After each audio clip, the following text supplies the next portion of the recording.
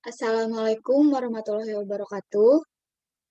Perkenalkan kami dari kelompok 7 akan mempresentasikan hasil diskusi kami tentang lesson study sebagai inovasi pembelajaran matematika. Sebelumnya saya perkenalkan anggota kelompok 7 terlebih dahulu. Yang pertama ada saya sendiri, Anissa Nurjana, kemudian ada Cerna Sakti, kemudian ada Dwi Putri. Untuk materi tentang lesson study sebagai inovasi pembelajaran matematika, yang pertama ada pengertian tentang lesson study itu sendiri, kemudian ada ciri-ciri lesson study, kemudian ada manfaat lesson study, kemudian ada tahapan dalam lesson study, kemudian ada tujuan lesson study, dan yang terakhir ada implementasi, yaitu hubungan matematika dengan lesson study. Yang pertama ada pengertian lesson study yang akan dijelaskan oleh saya sendiri. Nah, lesson study. Lesson study ini yaitu terjemahan nih dari bahasa Jepang, yaitu Jugyo Kenkyu. Nah, Jugyo yang berarti lesson atau pembelajaran, Kenkyu yang berarti study atau pengkajian.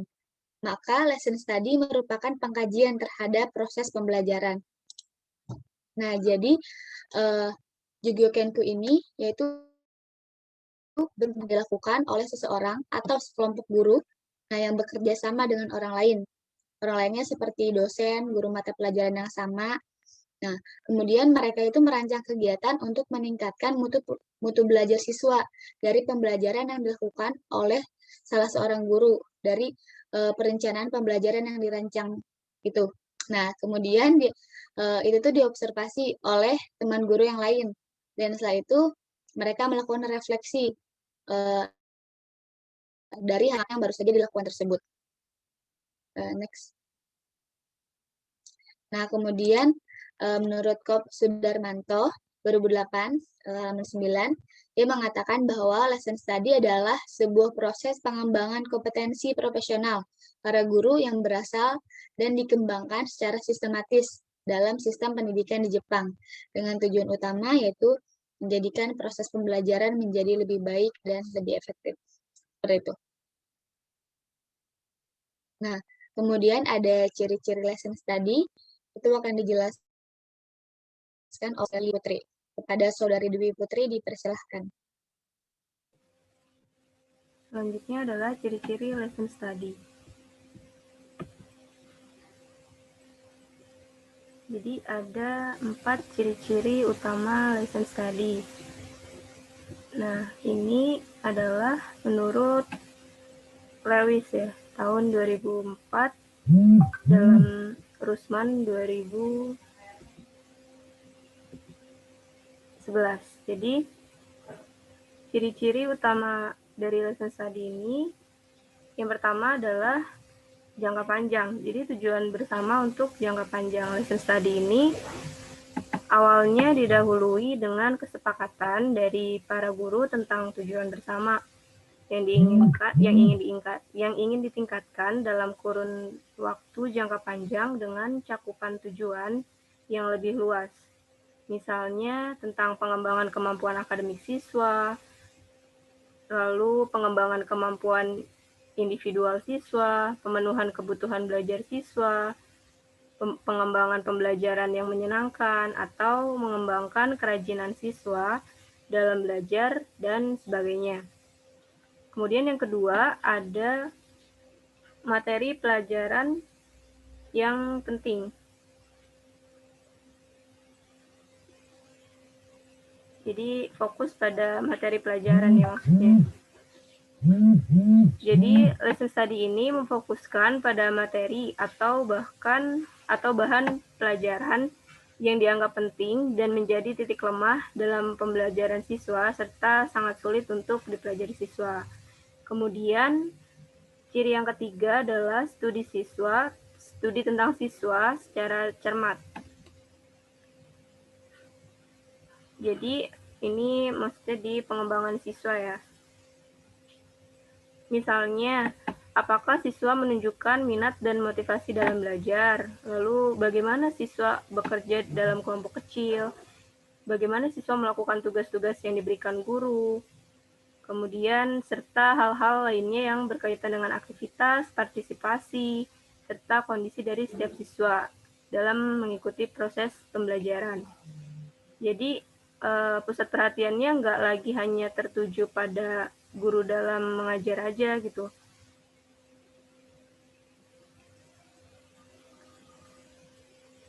Kemudian yang keempat ada observasi secara langsung. Nah, observasi secara langsung ini bisa dibilang jantungnya lesson study. Ini dilakukan untuk menilai kegiatan pengembangan dan pembelajaran yang dilaksanakan siswa. Karena kan nggak cukup dari cuma ngelihat RPP aja ya, atau hanya melihat dari tayangan video aja. Tapi juga harus mengamati gimana sih proses pembelajaran siswa secara langsung. Nah, dengan melakukan observasi secara langsung ini, jadi bisa memperoleh data tentang proses pembelajaran yang jauh lebih akurat dan lebih utuh juga. Bahkan sampai hal-hal yang detail sekalipun bisa digali dengan observasi secara langsung ini. Gitu. Selanjutnya, manfaat lesson study. Manfaat lesson study menurut Lewis tahun 2002 dalam Santiasa tahun 2009. Yang pertama, lesson study memungkinkan guru memikirkan dengan cermat mengenai tujuan pembelajaran, materi pokok, dan bidang studi. Jadi lesson study ini nggak hanya memperhatikan pembelajaran untuk satu kali pertemuan atau satu pokok bahasan aja, tapi gimana membelajarkan satu unit materi pokok dan atau bahkan satu bidang studi gitu, dan juga memperhatikan perkembangan siswa dalam jangka panjang. Nah, jadi karena itu, ketika memilih bidang kajian akademis dan topik lesson study, guru sering menargetkan dalam mengatasi kelemahan siswa dalam belajar. Kemudian yang kedua, guru memilih topik yang bagi guru itu sulit mengajarkannya gitu. Lalu yang ketiga, memilih subjek terkini, misalnya aspek kebaharuan segi isi, teknologi, dan pendekatan pembelajaran. Kemudian guru juga memusatkan perhatian pada hal terpenting yang mendasar, yang juga berpengaruh terhadap pembelajaran lainnya, misalnya bahasa dan matematika. Kemudian manfaat yang kedua, lesson study memungkinkan guru mengkaji dan mengembangkan pembelajaran yang terbaik yang dapat dikembangkan. Melalui lesson study ini, guru dapat mengkaji dan mengembangkan pembelajaran yang terbaik. Misalnya, guru bisa menghasilkan produk buku. Jadi buku-buku tersebut tuh bisa buat tujuan jangka panjang gitu kan, yang ingin dicapai. Nah, terus filosofi pembelajaran yang dianut, kemudian rancangan pembelajaran dan rancangan seluruh unit, contoh hasil kerja siswa, hasil refleksi mengenai kekuatan dan kesulitan dalam pembelajaran, dan juga petunjuk praktis bagi guru yang lain yang ingin mencoba pembelajaran tersebut. Nah, selanjutnya, manfaat yang ketiga, lesson study memungkinkan guru memperdalam pengetahuan mengenai materi pokok yang diajarkan. Lesson study juga memperdalam pengetahuan guru mengenai materi pokok yang diajarkan. Dengan melakukan lesson study ini, guru dapat mengidentifikasi nih dan mengorganisasi juga informasi apa aja yang mereka perlukan untuk memecahkan masalah pembelajaran yang menjadi fokus kajian dalam lesson study ini. Nah, melalui lesson study juga, guru secara bersama-sama berkesempatan untuk memikirkan pengetahuan yang dianggap penting, apa aja informasi, apa aja yang belum mereka ketahui gitu. Dan juga berusaha mencari informasi yang mereka perlukan untuk membelajarkan siswa. Selanjutnya, manfaat yang keempat, lesson study memungkinkan guru memikirkan cara mendalam tujuan jangka panjang yang akan dicapai yang berkaitan dengan siswa. Lesson study ini dapat memberikan kesempatan kepada guru untuk mempertimbangkan kualitas ideal yang ingin dikuasai oleh siswa pada saat mereka lulus, kualitas apa saja yang dimiliki siswa saat sekarang, dan bagaimana mengatasi mengatasi kesenjangan yang ada di antaranya. Kemudian, yang kelima, manfaatnya adalah lesson study memungkinkan guru merancang pembelajaran secara kolaboratif. Nah, ini menurut Lewis tahun 2002, rata-rata guru di Jepang mengamati sekitar 10 pembelajaran yang diteliti setiap tahunnya. Nah, guru di Jepang ini punya persepsi bahwa aktivitas kolaboratif itu sangat menguntungkan. Nah, jadi keuntungannya apa? Karena dapat memberikan kesempatan kepada guru untuk memikirkan pembelajarannya sendiri setelah mempertimbangkannya dengan pengalaman yang dilakukan oleh guru yang lain. Jadi guru dapat saling membelajarkan melalui aktivitas-aktivitas shared knowledge gitu ya. Kemudian yang keenam, lesson study memungkinkan guru mengkaji secara cermat cara dan proses belajar serta tingkah laku siswa. Nah, lesson study juga memberikan kesempatan kepada guru untuk mengkaji secara cermat dan proses belajar serta aktivitas siswa. Fokusnya itu seharusnya diarahkan pada peningkatan pembelajaran melalui pengamatan secara pengamatan terhadap aktivitas belajar siswa.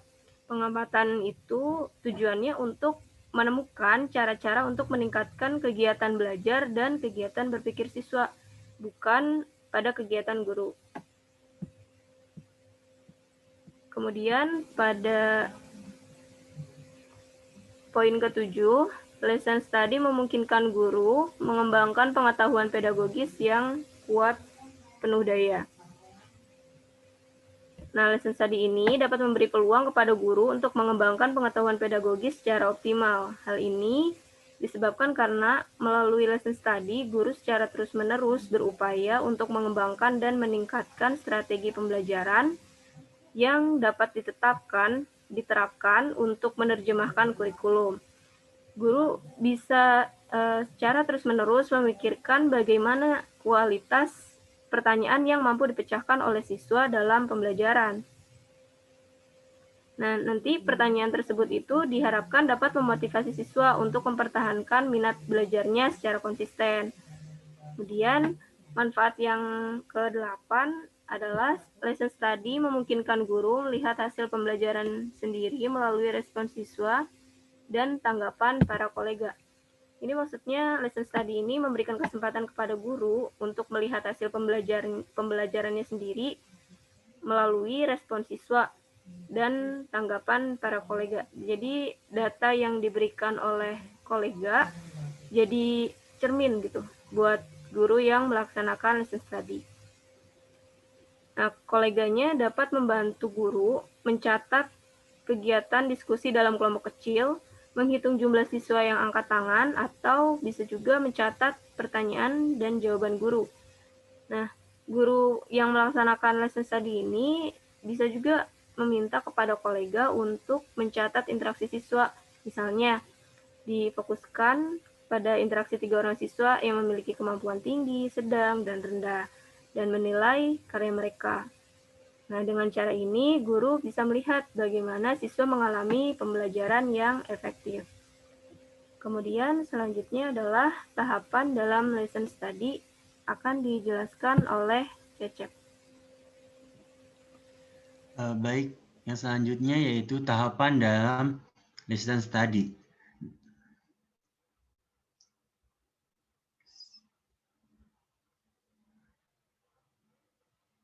Nah, menurut Sudarmanto, tahapan dalam lesson study ini ada 3 tahapan. Yang pertama itu perencanaan, yakni bertujuan untuk menghasilkan rancangan pembelajaran yang mampu membelajarkan siswa secara efektif serta membagikan partisipasi siswa dalam pembelajaran.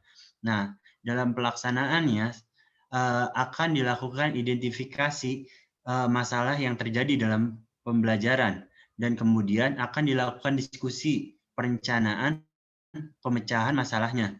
Setelah itu, tersusunlah dan dikemas dalam suatu perangkat pembelajaran yang terdiri atas. Yang pertama itu ada rencana pembelajaran, kemudian petunjuk pelaksanaan pembelajaran, yang ketiga itu ada lembar kerja siswa, lalu ada media atau alat peraga pembelajaran, lalu ada instrumen penilaian proses dan hasil pembelajaran, dan yang terakhir itu ada lembar observasi pembelajaran.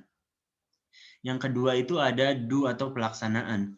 Nah, dalam tahap pelaksanaan ini bertujuan untuk mengimplementasi rancangan pembelajaran dalam proses pelaksanaan tersebut. Salah satu guru ini akan berperan sebagai pelaksana listen study dan guru lainnya sebagai pengamat. Nah, berdasarkan rencana pembelajaran yang telah disusun oleh guru, guru akan melaksanakan pembelajaran di kelas yang telah ditentukan. Sementara anggota lain bertindak sebagai observer.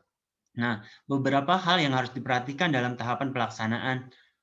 Di antaranya, yang pertama itu guru harus melakukan pembelajaran sesuai dengan RPP yang telah disusun bersama. Yang kedua itu, siswa diupayakan dapat menjalani proses pembelajaran dalam setting yang wajar dan natural, tidak dalam keadaan under pressure yang disebabkan adanya program listen study. Yang ketiga itu, selama kegiatan pembelajaran berlangsung, pengamatan tidak diperbolehkan mengganggu jalannya kegiatan pembelajaran dan mengganggu konsentrasi guru maupun siswa. Yang keempat itu ada pengamatan melakukan secara teliti terhadap interaksi siswa-siswa dengan siswa antara bahan ajar, siswa dengan guru, siswa dengan lingkungan, dan menggunakan instrumen pengamatan yang telah disiapkan sebelumnya dan disusun secara bersama. Yang kelima itu pengamatan harus dapat belajar dari pembelajaran yang berlangsung dan bukan untuk mengevaluasi guru. Pengamatan dapat melakukan perekaman melalui video, kamera, atau foto digital untuk keperluan dokumentasi dan bahan analisis lebih lanjut. Dan yang terakhir itu pengamatan melakukan pencatatan tentang perilaku belajar siswa selama pembelajaran berlangsung. Misalnya tentang komentar atau diskusi siswa dan diusahakan dapat mencantumkan nama siswa yang bersangkutan. Yang ketiga itu ada atau refleksi. Nah, pada tahapan ini yaitu merupakan tahapan yang sangat penting karena upaya perbaikan proses pembelajaran selanjutnya akan tergantung dari ketajaman analisis para peserta berdasarkan pengamatan terhadap pelaksanaan pembelajaran yang telah dilaksanakan. Nah, tujuan refleksi ini sendiri yaitu untuk menentukan kelebihan dan kekurangan pelaksanaan pembelajaran kegiatan yang diawali dengan menyampaikan kesan dari pembelajar, dan selanjutnya diberikan kepada pengamat. Nah, kritik dan saran diarahkan dalam rangka peningkatan kualitas pembelajaran dan disampaikan secara bijak tanpa merendahkan atau menyakiti hati guru yang melaksanakan pembelajaran.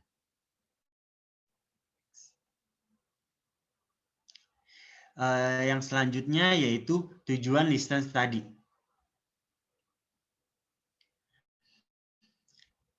Tujuan listen study menurut Lewis 2002 dalam Sastasia 2009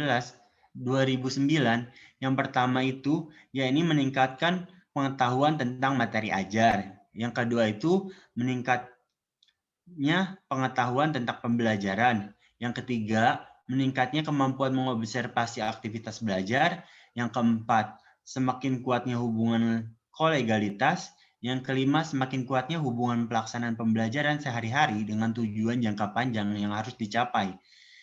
Yang kelima ini harus kuatnya, maksud saya yang keenam, semakin meningkatnya motivasi untuk selalu berkembang. Yang ketujuh, meningkatnya kualitas rencana pembelajaran. Yang selanjutnya itu ada tahapan implementasi listen study dalam pembelajaran matematika atau penerapannya.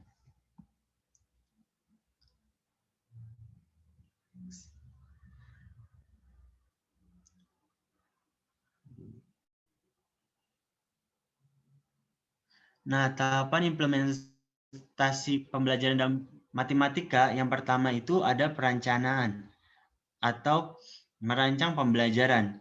Nah, di sini misalkan guru ini akan melakukan perangkat pembelajaran yang sesuai untuk peserta didik. Nah, dalam tahap plan ini, pembelajaran akan dilaksanakan secara terlebih dahulu dilakukan secara bersama-sama dengan guru bidang studi dan memilih salah satu guru untuk menjadi guru model, di mana guru saling mengemukakan gagasan, ide, dan pendapatnya mengenai materi matematika yang akan diajarkan dan merancang kegiatan yang akan dilaksanakan nantinya pada saat proses pembelajaran di kelas. Yang kedua ini tahap pelaksanaan. Nah, di tahap pelaksanaan ini, misalnya guru melaksanakan pembelajaran yang telah direncanakan. Nah, satu guru berperan sebagai model dan guru lainnya observer. Nah, pengamat difokuskan pada kegiatan belajar peserta didik dengan berdoman pada prosedur dan instrumen yang telah dibuat sebelumnya. Melalui pembelajaran, misalnya guru melakukan model pembelajaran dengan membentuk tempat duduk letter U atau huruf U. Nah, di sini guru membagi beberapa kegiatan. Dalam prosesnya ini, guru akan menjelaskan materi yang diajarkan, peserta didik duduk dalam kelompok yang sudah ditentukan dan mengerjakan LAPD yang telah dibuat. Selama proses pembelajaran, guru model atau peneliti dan observer atau guru kelas berkeliling kelas mengamati segala kegiatan dan mengamati ekspresi peserta didik. Jika guru menemukan peserta didik yang bermasalah atau mengalami kesulitan, guru harus mendekati, kemudian peserta didik tersebut harus dibantu dan menanyakan permasalahan peserta didik tersebut, kemudian mengarahkan ia untuk meminta bantuan kepada salah satu temannya apabila temannya dapat membantu. Yang tahapan selanjutnya yaitu tahapan refleksi atau menilai kekurangan dan kelebihannya. Nah, yakni menentukan kelebihan dan kekurangan pelaksanaan pembelajaran yang sudah dilaksanakan. Guru model ini mengawali diskusi dengan menyampaikan kesan, pengalaman, kendala, dan pendapatnya mengenai pelaksanaan pembelajaran yang telah dilakukan. Setelahnya, kesempatan untuk para observer menjelaskan aktivitas peserta didik yang diamati, kemudian memberikan masukan-masukan kepada guru model berupa solusi, kritik, dan saran. Nah, yang selanjutnya itu tahapan terakhir yaitu redesign atau memperbaiki rancangan. Nah, tahap ini itu dimaksudkan untuk melakukan perbaikan rancangan pembelajaran dan dokumentasi. Jadi, jika dirasa ada yang perlu diperbaiki berdasarkan hasil pada tahap sebelumnya, yaitu tahap refleksi yang telah disepakati oleh guru yang terlibat dalam 3 tahapan sebelumnya, di mana itu dapat diperbaiki mulai dari RPP-nya, LAPD-nya. Nah, seperti itu.